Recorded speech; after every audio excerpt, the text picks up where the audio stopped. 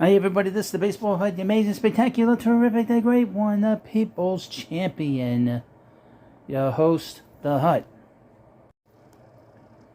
Now I'm going to go over the numbers and just give you an idea of where the Mets lost the division and lost the ability to play in the second round of the playoffs. Just going through some of the numbers, there's really 6 particular games I'm going to focus in on. During these 6 games, these were Met losses in September. In the month of September, the Mets were 15-11, which was their worst month of the year. They had a winning month every year, including September, but they were 15-11.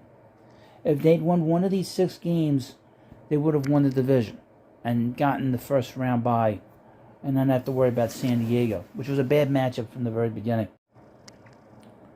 First up, Mets played a 3-game series against the Washington Nationals. In the first game, the Mets won 7-3. They went 10-for-31 through the batting average. I'll do a total of the batting average for all these 6 games that we're talking about. But in the second game, the Mets lost 7-1 on September 3rd and lost 7-1 on September 4th. On the September 3rd game against the Nationals, in a Max Scherzer game, the Mets gave up 6 runs in the 7th and 8th innings. Or the 8th and 9th innings, excuse me. In the 8th and 9th innings at Citi Field. The bullpen blew it. And that is one of the things that we'll notice. That this was a failure in these 6 games across the entire team. This wasn't like one person messed this all up. This was a total disaster in terms of who failed during these games. On September 4th, Mets again lost 7-1, like I said, against the Washington Nationals, went 6-for-31. Carlos Carrasco pitched 2 2/3 innings and gave up 5 runs, one earned. And in the disastrous series, in a series where the Mets should not have lost, but they lost and got swept by the Chicago Cubs on September 12th, 13th, and 14th. They all took L's from the Chicago Cubs. On September 12th, they went 8-for-35. Chris Bassitt pitched 3 2/3 innings and gave up 5 earned runs. Not very good. On September 13th, the Mets lost 4-1.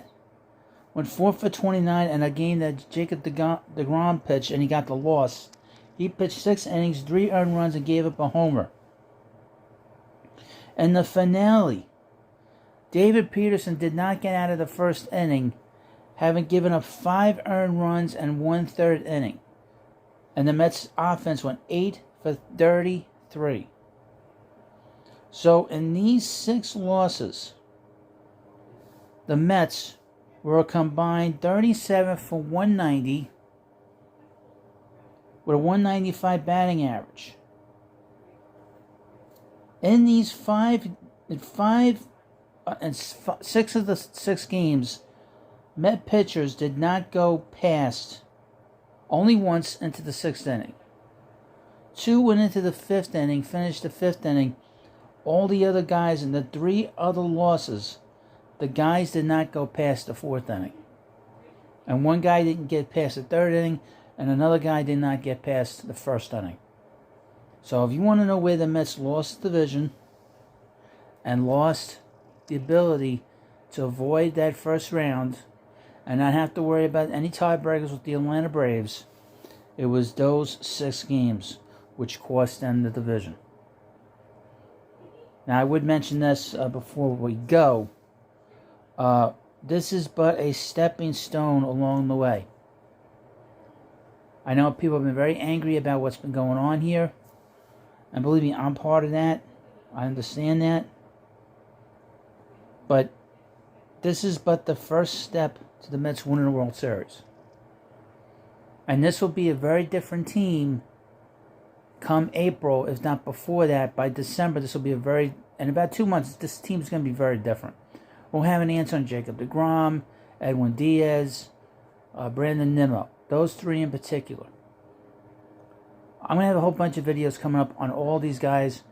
If they're going to sign with the Mets, are they going to stay, whatnot. But like I said, This is but the first step along the way. Buck will figure it out, and they will take the next step. Don't be surprised if they win less games next year, but be a better team. Okay? I will go over this. We got plenty of time now. We have plenty of time to go over what they need to do to improve the team. I have some ideas, but I haven't really given a lot of thought on who's going to be here. That's not with the team right now, or was played with the team this year. Because I'm so focused in on the playoffs, I have not given it thought. I have to give myself a couple of days to figure it out.